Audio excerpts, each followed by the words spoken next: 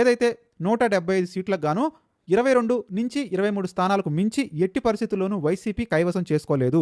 అది కూడా రాయలసీమ, నెల్లూరు, ప్రకాశంలోని 2-3 నియోజకవర్గాల్లో వైసీపీ స్ట్రాంగ్ హోల్డ్గా కనిపిస్తుంది తప్ప మరీ ముఖ్యంగా చూసుకుంటే కోస్తాంధ్రలో కానీ ఉత్తరాంధ్రలో కానీ వైసీపీ పూర్తిగా పడకేసింది. వైసీపీని మర్చిపోవచ్చు ఆ 2 ప్రాంతాల్లో అనేటువంటి అభిప్రాయం వచ్చే విధంగా ఈ నేషనల్ సర్వే ఏజెన్సీస్ ఇప్పుడు చంద్రబాబు నాయుడుకి సర్వే రిపోర్ట్ ఇచ్చాయని చెప్తున్నారు. ఆ నేషనల్ ఏజెన్సీస్ రిపోర్ట్ కూడా ఒక పక్కన పెట్టుకుని ఆయన సొంతగా ఒక సర్వే చేశారని చెప్తున్నారు. ఇక ఆ సర్వేలో ఏం జరిగిందో ఇప్పుడు మీకు వివరించే ప్రయత్నం చేస్తాను. కంటెంట్ నచ్చితే కనుక మర్చిపోకుండా లైక్ చేయండి, షేర్ చేయండి, సబ్స్క్రైబ్ చేయడానికి ప్రయత్నించండి. ఇక రీసెంట్గా జరిగిన సర్వే, నేను ఆల్రెడీ ఏ అంశాల మీద సర్వే జరిగిందో మీకు ఎక్స్ప్లెయిన్ చేయడం జరిగింది. ఈ సర్వే 2వ తారీఖు నుంచి ఈరోజు అంటే 6వ తారీఖు నిన్నటి వరకు వచ్చినటువంటి రిపోర్ట్ ఆధారంగా దాదాపు ఉత్తరాంధ్ర క్లీన్ స్వీప్ చేసే దిశగా కూటమి అడుగులు వేస్తుంది అని చెప్తున్నారు. కోస్తాంధ్ర, రాయలసీమను కాసేపు పక్కన పెట్టారు. ముఖ్యంగా ఉత్తరాంధ్ర వాసుల యొక్క మనోగతం ఏంటని తెలుసుకునే ప్రయత్నంగానే ఈ సర్వే జరిగింది. ఈ 4-5 రోజుల్లో మెయిన్గా భోగాపురం, అదేవిధంగా గూగుల్ డేటా సెంటర్ గురించి, ఆర్సెల్ఆర్ మిత్తల్ ఈ అభివృద్ధి కార్యక్రమాలతో వాళ్ళు ఏమనుకుంటున్నారు, వాళ్ళు కూటమికి ఓటేస్తారా లేకపోతే జగన్మోహన్ రెడ్డిని సమర్థిస్తారా అని మెయిన్ ఈ థీమ్ మీదే సర్వే జరిగినట్టు చెప్తున్నారు. ఆ సర్వేలో ఏ నియోజకవర్గంలో ఏ పార్టీకి అనుకూలంగా ఉందో ఒకసారి నియోజకవర్గం వారీగా మీ ముందు ఉంచే ప్రయత్నం చేస్తాను. సాధారణంగా ఉత్తరాంధ్ర అంటే మనకు ముఖ్యంగా కనిపించేవి 3 ప్రాంతాలు. 1 ఉమ్మడి విశాఖపట్నం, 2 ఉమ్మడి విజయనగరం, 3 ఉమ్మడి శ్రీకాకుళం.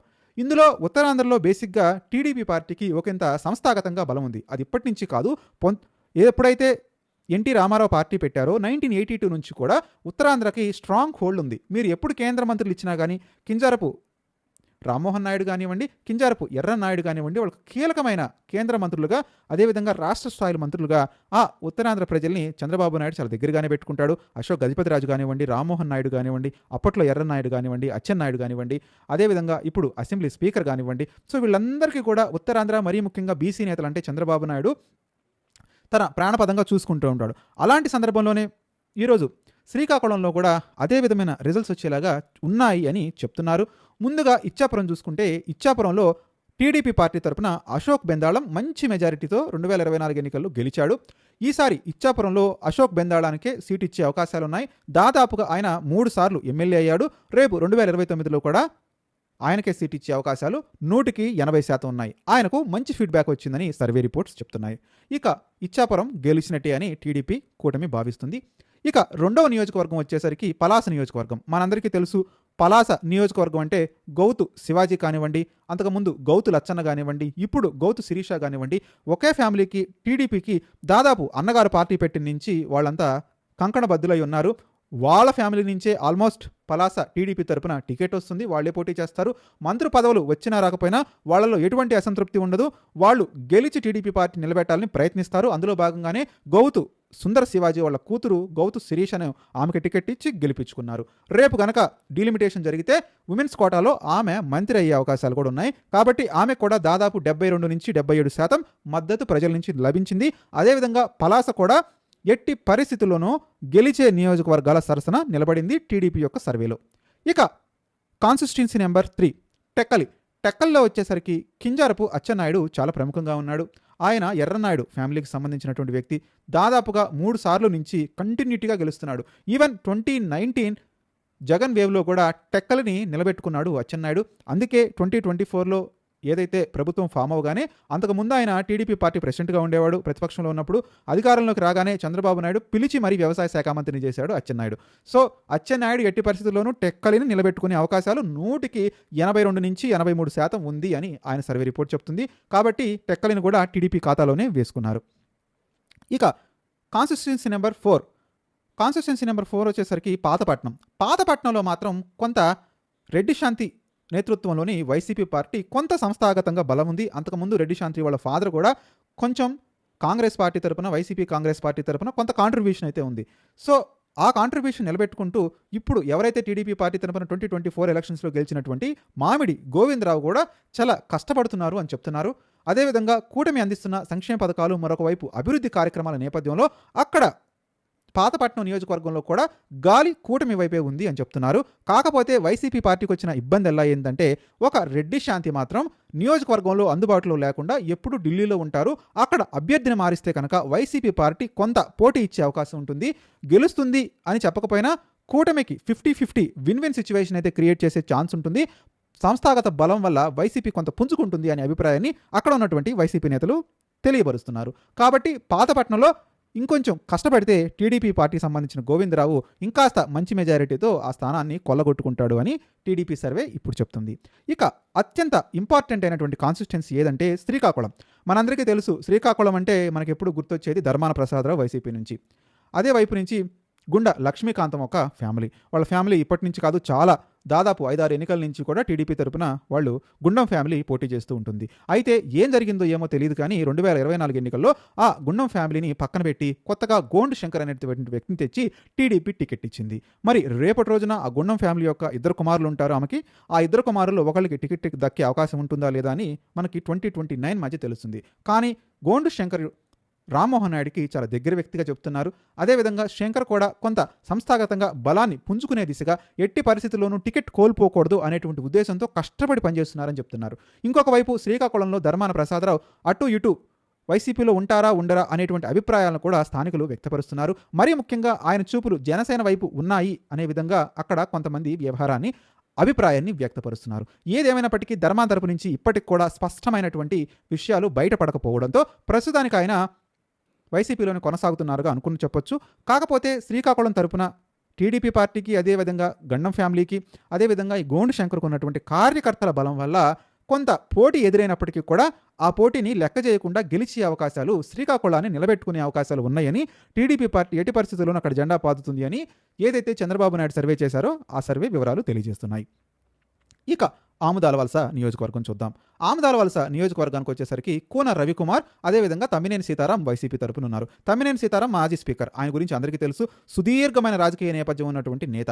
ఆయన అంతకుముందు టీడీపీలో ఉన్నారు, తర్వాత పీఆర్పీకి వెళ్ళారు, మళ్ళీ ఏదైతే వైసీపీ పార్టీకి వెళ్ళారు. సో ఇన్ని పార్టీలు మారారు, మంచి నేతగా ఆయన పేరు పొందారు. అయినప్పటికీ ఆయన మీద వస్తున్నటువంటి వివాదాలు, రీసెంట్గా ఆయన మీద ఏదైతే భూ కబ్జా ఆరోపణలు, ఆయన కుటుంబం మీద ఆరోపణలు, ఆయన కుమారుడిపై ఆరోపణలు, సో ఈ ఆరోపణల నేపథ్యంలో ఆముదాల వలసలో ఒకంత వైసీపీకి ఇబ్బందికరమైనటువంటి పరిస్థితులే ఏర్పడుతున్నాయి. అదేవిధంగా కూన రవికుమార్ మీద కూడా కొన్ని అనవసరమైనటువంటి నిందలు, ఆరోపణలు కూడా, అదేవిధంగా ఆయన కొంచెం నోటి దురుసు ఎక్కువ, అదేవిధంగా కొన్ని అభ్యర్థులపై అనవసరమైనటువంటి వాగ్యాస్త్రాలు, అదేవిధంగా ఆరోపణలు చేస్తూ ఉంటారన్న అభిప్రాయం కూడా అక్కడ కొంతమంది టీడీపీ నేతలు వ్యక్తపరుస్తున్నారు. ఏదేమైనప్పటికీ టీడీపీ పార్టీకి ఒక స్ట్రాంగ్ కంటెస్టెంట్గా కోన రవికుమార్ ఉన్నారు. అంతేకాకుండా కోన రవికుమార్ వరుసకు మేనమామ అవుతారు తమ్మినేని సీతారాం. సో ఒకే కుటుంబం నుంచి 2 వ్యక్తులు ఉన్నా కానీ కోన రవికుమార్ మాత్రం తమ్మినేని సీతారాంకి ఎప్పుడు టైట్ ఫైట్ ఇచ్చే ఉద్దేశంతోనే ముందుకెళ్తుంటారు. అదే రకంగా రాజకీయంగా అడుగులు వేస్తుంటారు. కోన రవికుమార్ టీడీపీలో ఉంటే తమ్మినేని సీతారాం వైసీపీని బలపరుస్తూగా ఉన్నారు. ప్రస్తుతానికైతే ఒకంత కోన రవికుమార్కి మంచి మెజారిటీతోనే రేపటి రోజున 2029లో అదేవిధంగా స్థానిక సంస్థల్లో కూడా మంచి మెజారిటీతోనే టీడీపీ పార్టీని, అదేవిధంగా టీడీపీ పార్టీ సంస్థాగతంగా ఆముదాల వలసలో నిలబెట్టుకునే విధంగా రవికుమార్ పర్ఫార్మెన్స్ ఉంది అని, ఇక్కడ గెలిచి తీరుతామని టీడీపీ సర్వే కుండ బద్దలు కొట్టేస్తుంది. ఇక 7వ నియోజకవర్గం ఎచ్చెర్ల నియోజకవర్గం. ఎచ్చెర్ల నియోజకవర్గం అంటే మనందరికీ తెలుసు, ఈశ్వర్రావు. ఈయన చాలా ఫేమస్. మరీ ముఖ్యంగా ఏదైతే కూటమి కంటెస్ట్ చేస్తున్నటువంటి ఎమ్మెల్యేలకు సంబంధించినట ఆటల పోటీలు, అందులో ఈయన ఈశ్వర్రావు చాలా ఫేమస్ అయ్యాడు స్క్విట్లు వేసి. మరి అప్పట్లో ఇచ్చెర్ల నియోజకవర్గం బీజేపీ అంటే తెలియని వాళ్ళు కూడా ఒకే స్కిట్ తోటి ఆయన చాలా ఫేమస్ అవ్వడం జరిగింది. ఆయన ఈశ్వర్రావు. ఆయన కొంత బీజేపీ పార్టీని పెంచడంలోనూ, ఇంకొంత ప్రత్యర్థులను అడ్డుకోవడంలో ఒకంత పాత్ర పోషిస్తున్నాడు అని తెలుస్తుంది. కాకపోతే బీజేపీకి సంస్థాగతంగా బలం లేకపోవటం, అదేవిధంగా నియోజకవర్గంలో బీజేపీ నాయకులు చాలా తక్కువగా ఉండటం, అక్కడ టీడీపీ బలం ఎక్కువగా ఉండటం, కేవలం టీడీపీ సపోర్ట్తోనే ఆయన ఎమ్మెల్యేగా గెలిచినటువంటి నేపథ్యంలో మరొక వైపు వైసీపీ పార్టీ కూడా అక్కడ కొంత బలాన్ని కూడా తీసుకునే పనిలో ఉంది. ఎట్టి పరిస్థితుల్లోనూ బీజేపీని నిలువరించడం ద్వారా ఈజీగా ఆ నియోజకవర్గాన్ని కైవసం చేసుకోవాలనేటువంటి ఉద్దేశంతో అడుగులు ముందుకేస్తుంది. కాబట్టి ఎచ్చెర్లను మాత్రం కొంత కూటమి దృష్టి పెట్టాల్సిన అవసరం ఉంది. ఏదైతే టీడీపీ ఇన్ఛార్జ్ కొంత అసంతృప్తితో ఉన్నట్టు చెప్తున్నారు. మేము చెప్పిన వ్యక్తులకు పదవులు కానివ్వండి, మేము చెప్పిన వాళ్ళకి ఏ రకంగానూ ఇబ్బందులు క్రియేట్ చేసే విధంగా ఇక్కడ కొంతమంది నేతలు పనిచేస్తున్నారు అని ఇంటర్నల్గా వ్యాఖ్యానించడం జరుగుతుంది. కాబట్టి ఈ లోటుపాట్లు కనుక సరిచేసుకుంటే కనీసం కొంతలో కొంత ఆ నియోజకవర్గంలో కూటమి వైపు పడేటువంటి అవకాశం ఉంది. కాబట్టి మెజారిటీ పెద్దగా దక్కకపోయినా కనీసం ఫలితం రిజల్ట్ కూటమికి అనుకూలంగా వచ్చే అవకాశం ఉందని చెప్తున్నారు ఈ సర్వే రిపోర్ట్స్ ఆధారంగా. ఇక 8వ నియోజకవర్గం వచ్చేసరికి నర్సంపేట నియోజకవర్గం. ఇక్కడ బొగ్గు రమణమూర్తి టీడీపీ తరపున ఎమ్మెల్యేగా ఉన్నారు. మనందరికీ తెలుసు రమణమూర్తి గురించి చాలాసార్లు ఈనాడు, ఈటీవీ పత్రికల్లో అదేవిధంగాను చంద్రబాబు నాయుడు కొన్నిసార్లు పిలిచి హెచ్చరించడం జరిగింది. పార్టీ లైన్కు అనుగుణంగా మాట్లాడాలి తప్ప, పార్టీని గౌరవించాలి తప్ప మీరు అనవసరమైనటువంటి వ్యాఖ్యల జోలికి వెళ్ళొద్దు అని పలుమార్లు చంద్రబాబు నాయుడు హెచ్చరించడం కూడా జరిగింది. కాకపోతే ఇక్కడ టీడీపీకి ఉన్నటువంటి బలంతో పాటు వైసీపీ కూడా నర్సంపేటలో కొంత ప్రభావితం చూపే స్థాయిలోనే పనిచేస్తుంది అని చెప్తున్నారు. కాకపోతే ఏదైతే టీడీపీ చేస్తున్నటువంటి అభివృద్ధి, సంక్షేమం, మరీ ముఖ్యంగా శ్రీకాకుళం జిల్లాకి కొత్తగా వస్తున్నటువంటి మూలపోర్టు పోర్ట్ అయితేనేమో కానివ్వండి, అదేవిధంగా న్యాచురల్ మినరల్స్ని ఇక్కడ కొన్ని ఇన్స్టిట్యూషన్స్ని ఎస్టాబ్లిష్ చేయడానికి జరుగుతున్నటువంటి ప్రయత్నం అయితే ఏదే కానివ్వండి, మొత్తానికి నర్సంపేట నియోజకవర్గంలో కూడా కూటమి కొంత మెజారిటీతో బయటపడే అవకాశం ఉందని టీడీపీ వాళ్ళే చెప్తున్నారు. కాకపోతే వైసీపీ ఇక్కడ చాలా పుంజుకోవాల్సినటువంటి అవసరమైతే ఉంది. బలమైన అభ్యర్థిని ముందుకు తీసుకురావాల్సినటువంటి అవసరమైతే ఉంది. దాదాపు ప్రతిసారి కూడా నియోజకవర్గాన్ని మార్చేటువంటి ఎమ్మెల్యేలు ఇక్కడ పనిచేస్తున్నారు వైసీపీ తరపున. కాబట్టి ఎట్టి పరిస్థితుల్లోనూ రమణమూర్తి ఇంకాస్త కష్టపడాల్సినటువంటి అవసరం ఉంది అని టీడీపీ రిపోర్ట్లో స్పష్టంగా ఉంది. కాబట్టి టీడీపీ ఇంకాస్త కష్టపడితే మరింత భారీ మెజారిటీతో ఆ నియోజకవర్గాన్ని కైవసం చేసుకునే అవకాశం ఉంది అని చెప్తున్నారు. ఇక మరొక నియోజకవర్గం రాజాం నియోజకవర్గం. మనందరికీ తెలుసు కోండ్రు మురళీమోహన్ ఒకప్పటి కాంగ్రెస్లో ఉండేవాడు. అప్పట్లో మంత్రిగా కూడా ఆయన పనిచేశాడు. తర్వాత తదనంతర పరిణామాల దృష్ట్యా కాంగ్రెస్ పార్టీ ఖతమైన నేపథ్యంలో ఆయన టీడీపీ పార్టీలో చేరటం, పాపం 2019 ఎలక్షన్స్లో అదేవిధంగా పోటీ చేయడం, చాలా తక్కువ మెజారిటీలోనే ఆయన ఓడిపోవడం, చాలా బాధపడటం, తర్వాత చాలా కష్టపడ్డాడు ఆయన. ఇప్పట్లో చాలా తక్కువగా మీడియా ముందుకు వస్తున్నాడు. కానీ ఒకప్పుడు కోండ్రు మురళీమోహన్ అంటే చాలా నోన్ ఫేస్గా, అదేవిధంగా స్ట్రాంగ్ కంటెస్టెంట్గా, అదేవిధంగా స్ట్రాంగ్ లీడర్గా జనాలందరికీ కూడా జనం ముందు కనపడడానికి ప్రయత్నం జరిగేది. కాకపోతే ఈ మధ్య ఏదైనా పరిణామాలు కానివ్వండి, ఆయన పెద్దగా మీడియా ముఖంగా ముందుకు రావట్లేదని మాత్రం చెప్పుకోవచ్చు. కాబట్టి కోండ్రు మురళీమోహన్ ఆయన సంస్థాగతంగా చాలా బలంగా ఉన్నటువంటి నేత, అదేవిధంగా కష్టపడే మనస్తత్వం ఉంది. ఆయన పాదయాత్ర రూపణ కానివ్వండి, ఏదైనా కానీ ప్రజలకు కొంత చేరువుగా ఉండేటువంటి నేత. కాబట్టి అక్కడ ఆయన గెలిచే అవకాశాలు ఎక్కువగా ఉంటాయి. కానీ ఇంకా మెజారిటీని పెంచుకుంటే రేపటి రోజున ఎస్సీ కోటాలో ఆయనకి ఏదైనా మంత్రి పదవి దక్కినా కూడా ఆశ్చర్యపోవాల్సినటువంటి అవసరం లేదు. ఇక పాలకొండ నియోజకవర్గం నిజంగానే గట్టి నియోజకవర్గం. ఇది చాలా ప్రసిద్ధమైనటువంటి నియోజకవర్గం. ఇక్కడ ఈ నియోజకవర్గం తరపున జనసేన పార్టీకి సంబంధించినటువంటి నిమ్మక జయకృష్ణ పనిచేస్తున్నారు. అసలు పాలకొండ నియోజకవర్గాన్ని ముందు బీజేపీ అడిగింది. కానీ తదనంతర పరిణామంలో అది జనసేన పార్టీకి వెళ్ళింది. ఏది ఏమైనప్పటికీ కూటమి వేవ్లో జయకృష్ణ ఈజీగా నియోజకవర్గాన్ని కైవసం చేసుకోవడం జరిగింది. ఇక్కడ వైసీపీ పార్టీ కూడా మంచి స్ట్రాంగ్ హోల్డ్ ఉన్నటువంటి నియోజకవర్గం పాలకొండ నియోజకవర్గం. కాబట్టి రేపటి రోజున స్థానిక సంస్థల ఎన్నికల్లో కానివ్వండి, అదేవిధంగా 2029 ఎన్నికల్లో కానివ్వండి, టీడీపీ, జనసేన, బీజేపీ పార్టీలు కాస్త దృష్టి పెట్టాల్సినటువంటి అవసరం ఉంది. అదేవిధంగా వైసీపీ పార్టీ కూడా ఇంకాస్త మెరుగ్గా పనిచేసినట్టయితే కనీసం పోటీ ఇచ్చేటువంటి అవకాశాలు కూడా ఉన్నాయని చెప్తున్నారు. ఎందుకంటే ఇది ఎస్టీ సామాజిక వర్గం. బేసిక్గా వైసీపీ పార్టీకి ఎస్సీ నియోజకవర్గాల్లోనూ, ఎస్టీ నియోజకవర్గాల్లోనూ కొంత సంస్థాగతమైనటువంటి బలం కారణంగా ఇక్కడ జనసేన కానివ్వండి, టీడీపీ కానివ్వండి ఇంకాస్త బలంగా పనిచేయాల్సినటువంటి అవసరం ఉంది.